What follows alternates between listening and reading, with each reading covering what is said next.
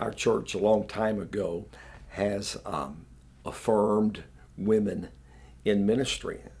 First Baptist has ordained women ministers. First Baptist has ordained women as deacons. As I've said in previous years, our church just has agreed to affirm what God has already done. God calls women, just like God calls men, to be pastors and spiritual leaders.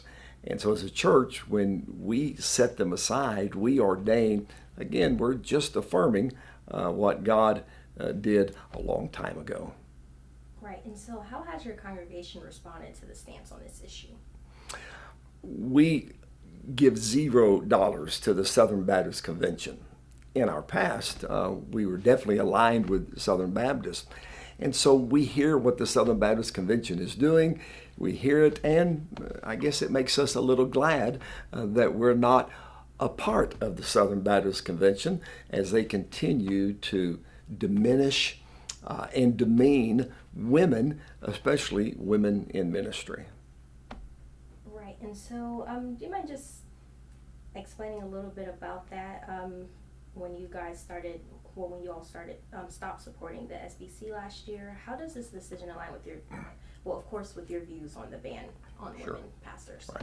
Well, First Baptist Lufkin came to that decision. Why would we continue to support and be a part of a denomination that seems to be doing just the opposite of what we believe the gospel calls us to do, and that's to proclaim the good news, to be open, to share with all people, and again to affirm women who God has used in the past and will always use, men and women, to proclaim the gospel. So we want to be part of that and not a part of a group that has decided that God can't use women as ministers.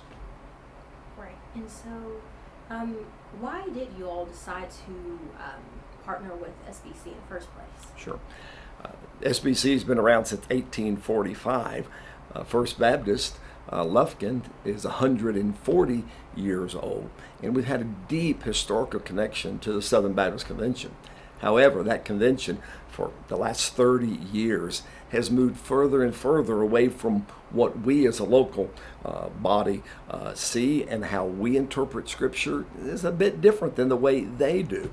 So, why would you continue to be a part of an organization that, especially in our mind, is not doing what we do biblically? And so, Right. And so how do you see your church's decision to disaffiliate with SBC impacting your relationship with other Baptist churches or denominational networks? Our church has worked with Texas Baptist. We work with the Cooperative Baptist Fellowship. We work with other like-minded organizations to do missions, to do ministry, to do theological education. Yes, our roots are with the Southern Baptist Convention. They changed. We didn't. They moved in a direction opposite from what where we are, and it's we bless those who choose to be a part of the Southern Baptist Convention. They can do that and be a part and be a support the SBC. It's a big old world, and so we're not angry at the SBC. We're not angry at other churches who choose to follow the SBC. We're just glad that we're not. Okay, and so do you believe that there's maybe dialogue or reconciliation within the SBC regarding the issue of women in leadership roles? No, the SBC last year came up with this amendment called the Law Amendment that would say if your church has a female pastor, a female elder, then you can't be a part of the Southern Baptist Convention. So even last year, we said, well, we don't want to be a part of a convention that has those parameters. It's all right for others to do that. That's fine. It just didn't fit who we were. So we said, well, we won't send them any more money. And if you don't send them money, if you're not financially a part of them, then you're not a part. So they can't kick us out because we stopped sending them money.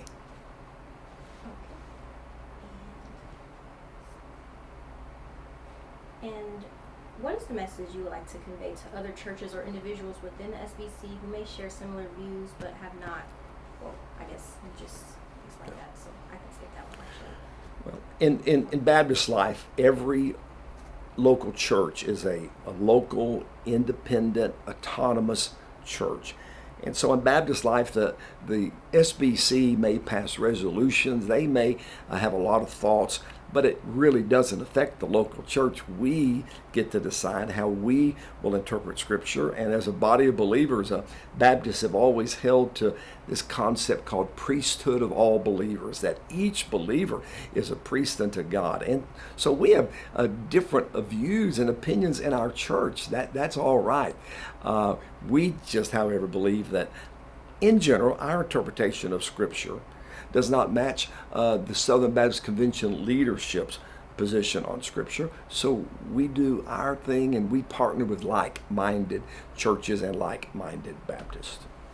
Right, and so how does your church plan to continue supporting and empowering women within ministry? Good question. We, as I said in the years past, we have set aside and ordained women as ministers. Our children's minister is the pastor to children in this church. We ordained her. My own daughter is a minister to children in a church in Waco. We ordained her. Just last year, we ordained several women to be deacon leaders in our church. We just continue to affirm what God has already done. They really don't even need our blessing. God has blessed, God has called, and we're glad we can walk alongside of God. It's a pretty good partnership. Right. And is there anything else you'd like to add regarding this issue that I may have missed? There will always be issues in churches and denominations. We are not advocating anger or dismay. The Southern Baptist Convention has been on this same trajectory for many years. They seem to be against a whole lot of things. We want to be for a whole lot of things, and we are definitely for the affirmation of women as deacons, as pastors, as ministers in the local church and throughout the world.